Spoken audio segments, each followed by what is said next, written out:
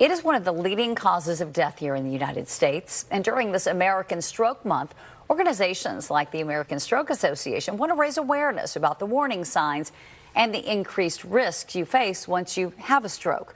According to the CDC, every 40 seconds, someone here in the U.S. suffers a stroke, and nearly 25% of those will suffer a second one.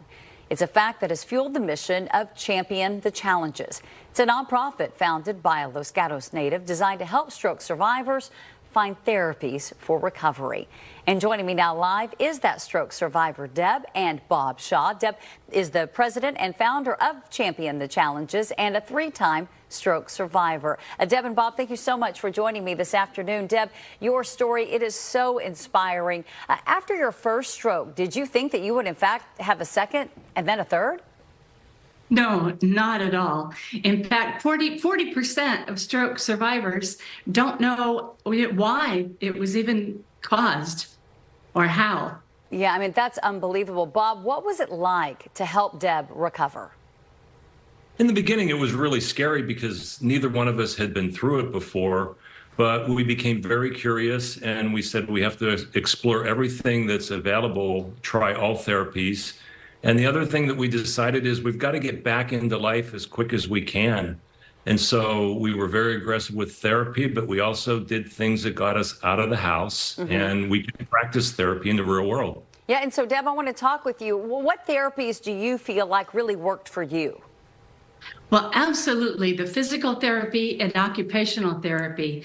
And then early on, I had speech therapy, but hyperbaric oxygen therapy was very helpful in addition to healthcare VR and neuroacupuncture. All of them helped accelerate the recovery process. Oh, that's really great to hear. And Deb, men and women who have strokes often feel similar symptoms. But explain to the audience what those symptoms are. Yes, the B fast is very critical. So the B represents balance being unsteady. The E is eyes being blurred. The F is facial drooping.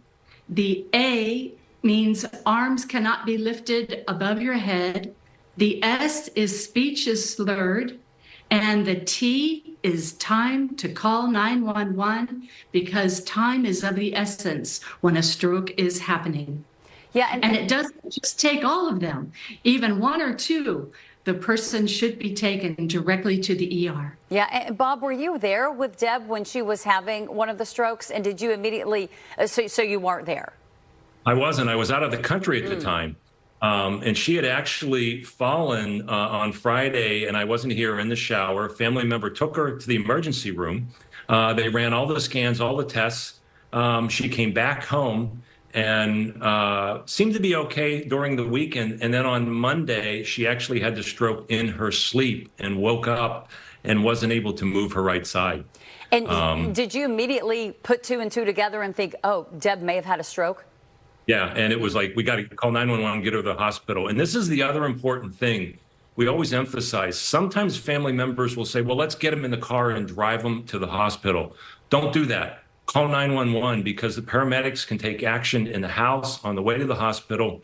And when you take an ambulance, you get to the front of the line at the hospital. You don't want to go through the whole process of getting in there. So always call 911. Deb, this has really inspired both you and Bob to start this organization. You plan these great events for stroke survivors. I mean, what happens at these events?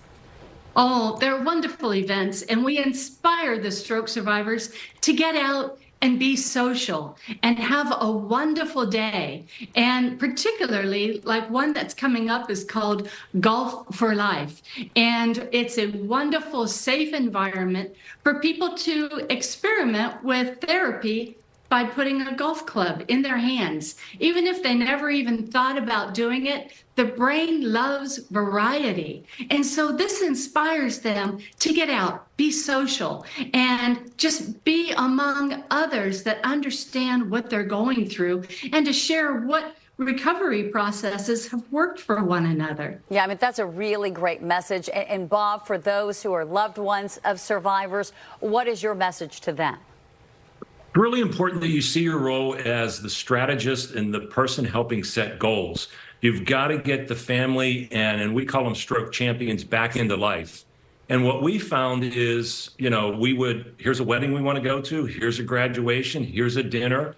And it helps the therapist because all of a sudden you're saying, wait a minute, you're going to a wedding and it's outside, it's on wet grass and gravel. We're not practicing. Let's do that in therapy. Mm-hmm. And the therapists love it because we take videos and send them back to them, and they feel very satisfied that they're helping you get plugged back into life, and then you're inspired. That's what we're trying to do. Yeah, I can definitely see how you are empowering a lot of people. Well, thanks again, Deb, for coming on to share your story. Bob, you too.